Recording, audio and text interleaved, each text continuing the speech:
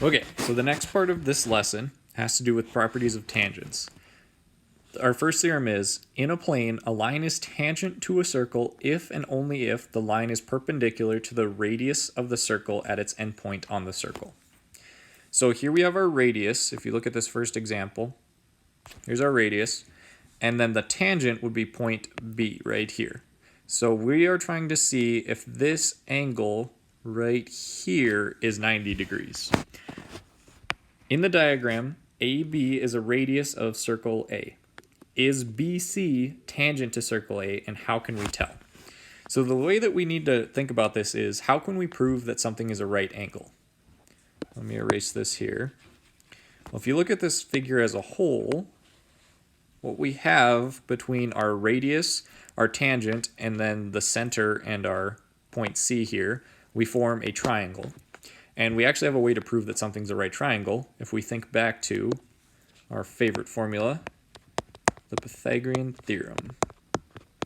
Remember that if the two legs add up to be exactly C, we know that it has to be a right triangle. That's the converse of the Pythagorean theorem.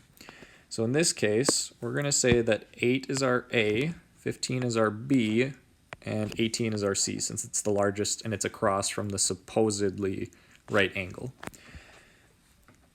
So A squared is 8 squared plus 15 squared. We want that to equal 18 squared. So 8 squared gives us 64, 15 squared gives us 225, and then 18 squared gives us 324. Let's go ahead and add up the left side. We get 289 equal to 324.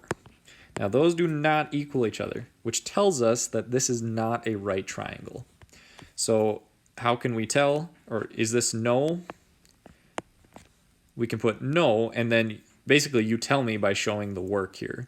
You could write angle B does not equal 90 degrees. And you pretty much showed me that with the work here. So that's what I need to see for the explanation. The next theorem is, tangents from a common endpoint are congruent. Now this is super nice. So in this case, our common endpoint is R. RS and RT are tangent to circle C. So we have a tangent point right here and a tangent point right here. And the only way that those two can be tangent is if this value of 3x plus 4 is congruent to this value of 28. So again, another nice relationship where you just set these two equal to each other and solve for x. So let's subtract 4. 24 equals 3x. Divide by 3. X equals 8, not 6. Okay, and those are always really nice. So whenever you see this situation where you have two tangents with the same endpoint, you just set the two values equal to each other and solve. Now this is the most difficult situation that we'll have. You will see a few of these problems. And when I say difficult, it's just more so a little bit more work than the other problems. So S is the point of tangency. We want to find the value of R. Since this is a tangent here at S, that tells us that it has to be, this is the converse of that first theorem, where we were trying to prove that it's a tangent. Now that we know that it's a tangent, we know that this would have to be a right angle, meaning we have a right triangle. Now we're trying to find the value of R, which is the radius. Again, since we have a right triangle, you probably might assume this, but we have to use the Pythagorean theorem to solve for this. So we have two different r's. We want to represent a squared, b squared, and c squared. Let's say that our a is going to be the first r, the small side.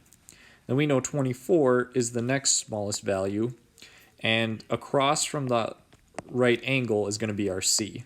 This is the tricky part because you have to represent this whole side here. It has both r and 18. Oop. So to represent that, we're just going to add those two values together. So now we have a squared is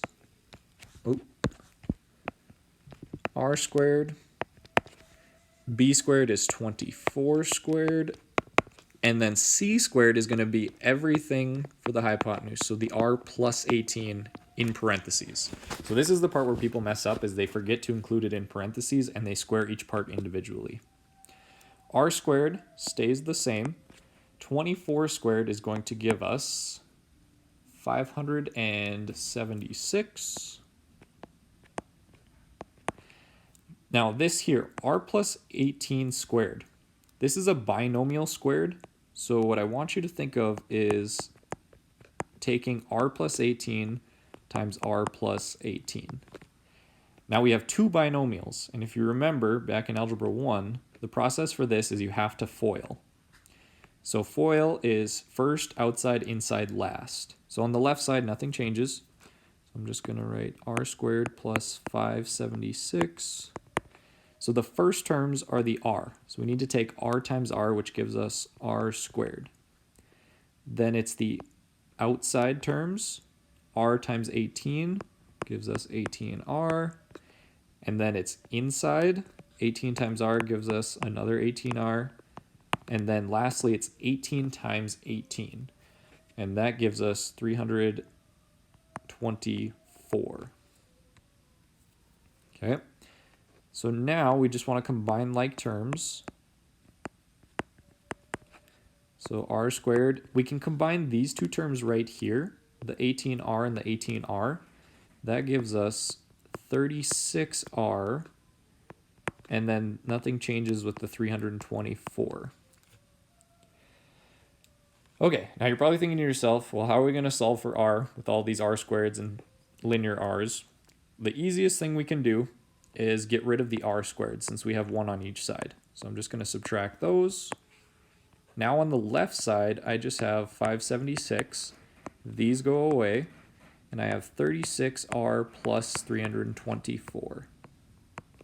Now what I'm going to do is just solve for r. So subtract 324, subtract 324.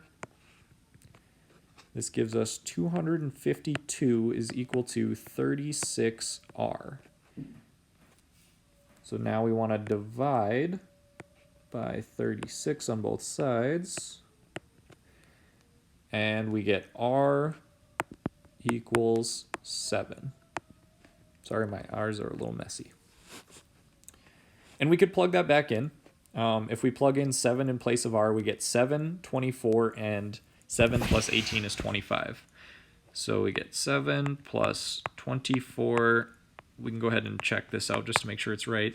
And 25 squared, which would be 49 plus 576 is equal to 625. If you add 49 and 576, you do indeed get 625 equal to 625. Now you don't have to go through and do this step here. I was just showing you that it ended up working out. The only work that I need to see is what's on the right side. Okay, and that is it for this unit.